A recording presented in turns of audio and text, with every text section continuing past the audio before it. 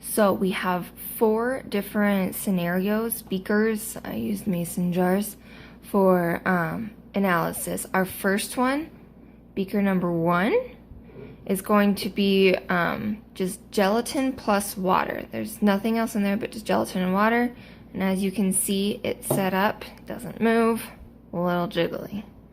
Alright, next scenario, scenario number 2. This was the fresh pineapple, just regular fresh pineapple, added with the gelatin that we had in beaker 1.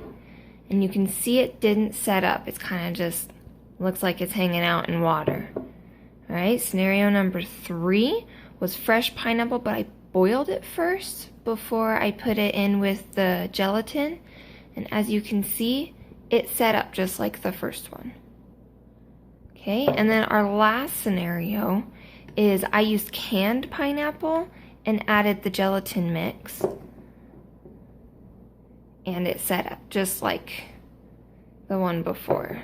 So what's happening here is this is going to be our control. Okay, just water and gelatin.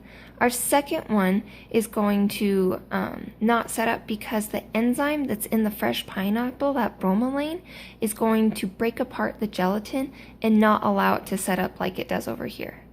All right, so that's what's happening in beaker number 2. Number 3, the fresh pineapple, I boiled it first. And if you remember, a factor that affects enzyme or how enzymes work is temperature.